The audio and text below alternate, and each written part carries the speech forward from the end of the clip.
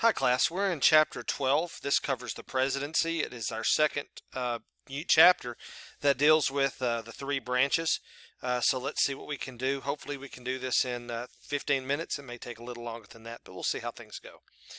All right, first off, in 1787, when the Constitutional Convention was deciding on different proposals, different plans that would become the Constitution and the blueprint of our government, there was no president. There was no presidency.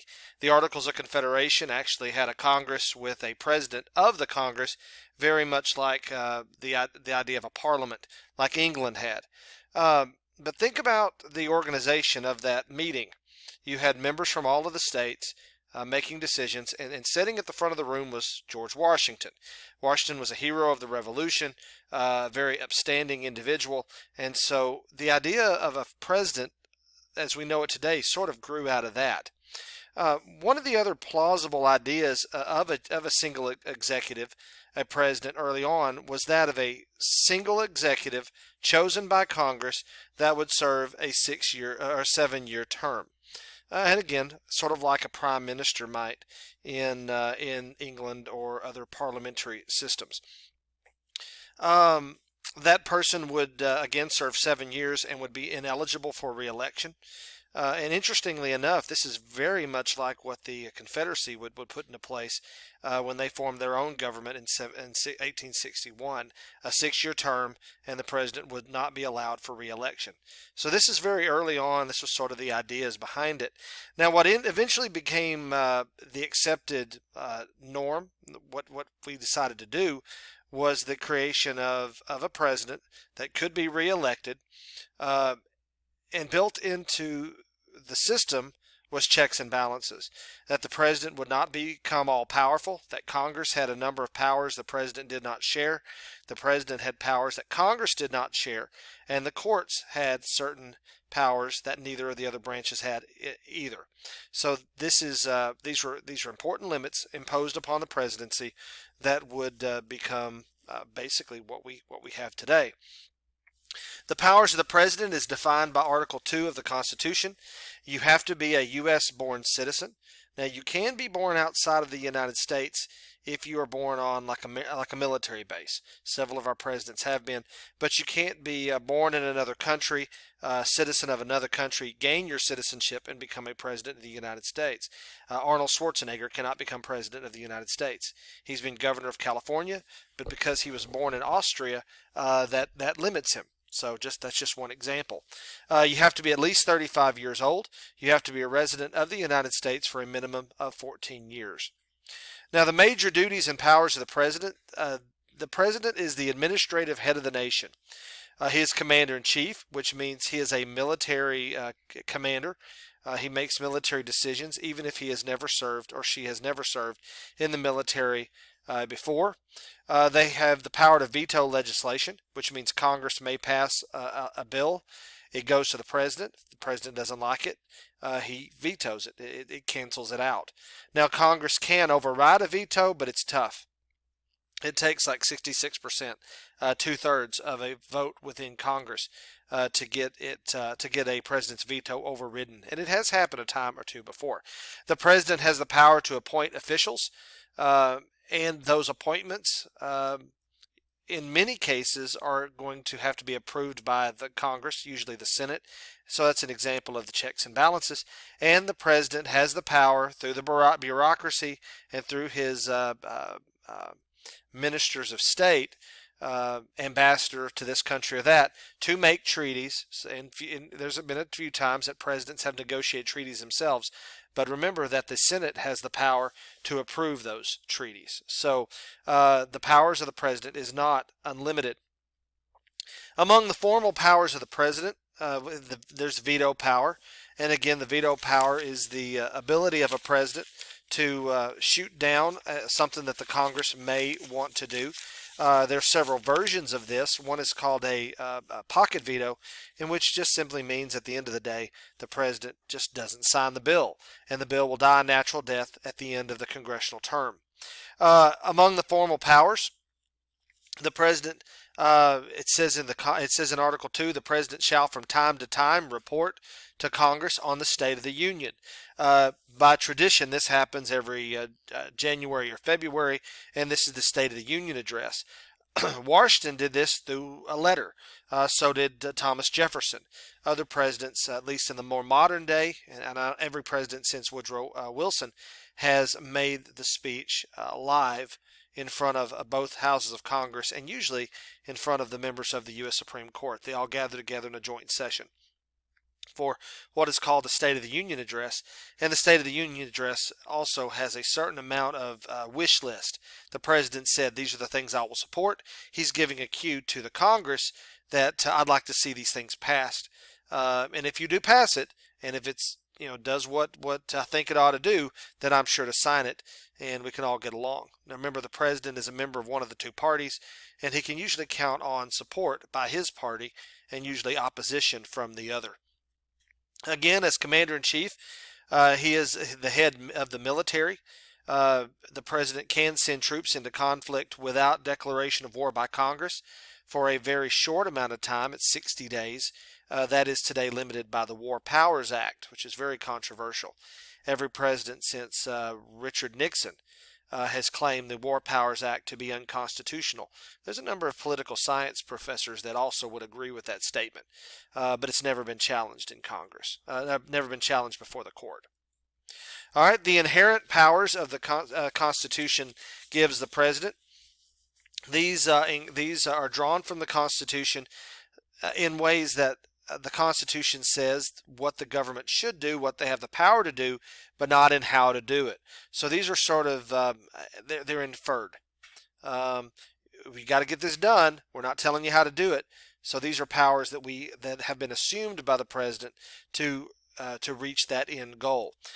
Some duties outlined they're outlined in Article 2. Executive orders is one power that the president has. These are presidential directives on how the bureaucracy will be run. These typically don't affect you and I directly, but the president may give an executive order on TSA. Who are you going to search that comes through the airport? Well, TSA, the Transportation Safety Administration, a government agency. Maybe it's an EPA order. This is how we're going to carry out laws passed by Congress. So executive orders operate that way. A good example is during World War II, Franklin Roosevelt, I can't remember the number right offhand, Franklin Roosevelt issues an executive order that if you're working for the federal government making weapons of war or materials to help fight the Nazis in World War II, and if you discriminate in your hiring practices, you lose the contract. That's a classic example of how an executive order works. It carries the force of law. The president has a certain amount of authority to enforce those through the bureaucracy. There are boundaries of inherent powers, and those boundaries have been debated since 9/11. In times of crisis, we tend to see these powers expanded. For example, like the Patriot Act after 9/11. Bush expanded the powers under what was called the unitary executive theory. Now, a quick definition of the unitary executive theory. This is the theory that U.S. presidents possess the power to control the entire executive branch, and it comes from this the part of Article 2 where it says that the president is vested with executive power. President Bush was a strong supporter of this theory. Other presidents not so much. All right, congressional delegation of power. This is when the Congress gives powers over to the president, usually in the force of some sort of a law, and usually to address national problems. President Roosevelt, Franklin Roosevelt during the Great Depression, a tremendous amount of power was given over to the president to sort of wage war upon the economy. Some of those powers that were given over were declared unconstitutional. For example, the creation of the AAA. Which was the Agricultural Adjustment Administration, for example. Nixon was given the power to freeze government wages. That would be another one. But there was also the argument that presidents have been given too much power. The 1970s, this became an argument, especially with the Vietnam War. Congress has reasserted its authority with the War Powers Resolution, for example. Um, Within the executive office, there are aides that advise the president, and a few of these, like the chief of staff, they handle the individuals that come and go from the White House. They typically handle the president's scheduling, who he meets with or she meets with, and who he or she does not. The National Security Advisor, NSA, deals with matters of national security, just like what it sounds. The Council on Economic Advisors and National Economic Council are going to look at the economic situation. I can guarantee you that most of these individuals are meeting with our president as we speak over the coronavirus that was happening in the spring of 2020. For those of you listening to this newly recorded, it's happening now. The Senior Domestic Policy Advisors, domestic means here in the homeland. So what's going on with poverty? What's going on with education, drug abuse, and various things like that? The presidents typically surround themselves with those that are experts, or at least hopefully experts in those fields. And the Office of Management and Budget looks at how much money the government is spending, how much needs to be spent, especially if there's a large program being rolled out.